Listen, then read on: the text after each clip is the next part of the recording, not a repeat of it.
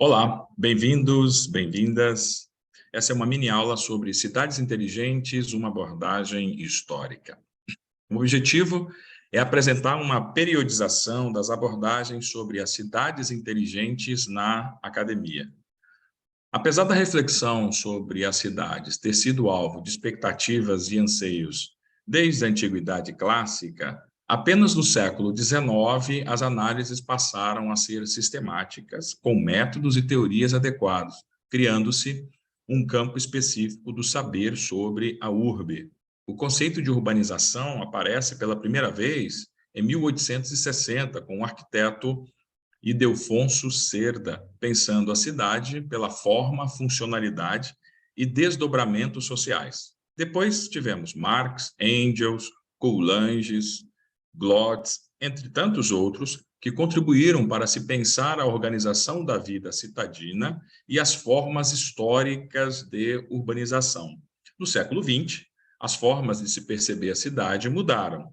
Os estudos se preocuparam com a função econômica, a vida do citadino, a forma urbana, a organização social, o imaginário, a relação entre público e privado, e, recentemente, a questão da tecnologia, desenvolvendo-se, então, o conceito de cidades inteligentes. Essa periodização a gente vai usar a da Depinay e Teixeira, 2021.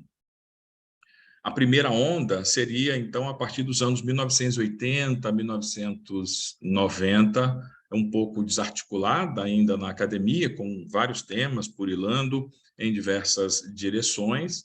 A base ainda era o imaginário futurista da ficção científica, quase uma concepção mágica de tecnologia, como se fosse resolver tudo, carros flutuantes e outras questões. A academia assumia que as TICs seriam o principal elemento facilitador da democracia e da gestão urbana.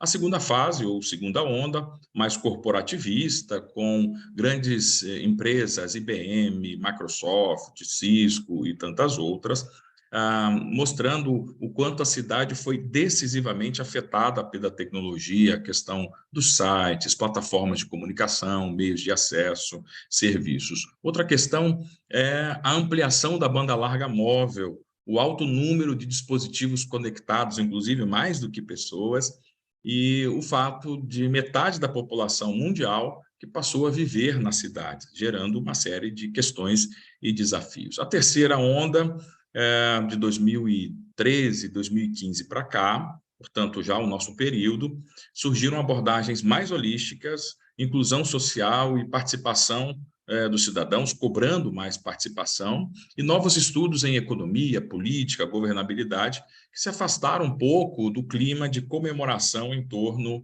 de cidades inteligentes, naquele sentido um pouco mais romantizado. A modo de conclusão, podemos dizer que o conceito de cidades em geral e o de cidades inteligentes em particular é parcialmente flexível a partir da finalidade do estudo, do ponto de vista e até mesmo da narrativa empregada.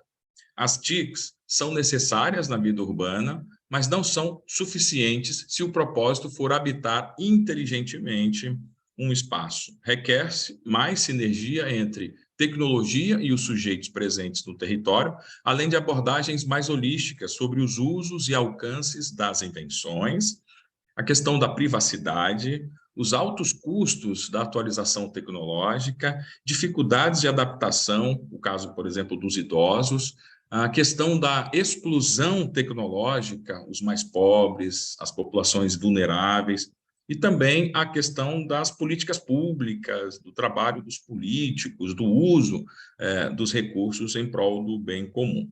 A academia está atenta aos novos desafios na cidade e segue um bom curso na superação deles, como mostram uma série de estudos que avançam nessa linha.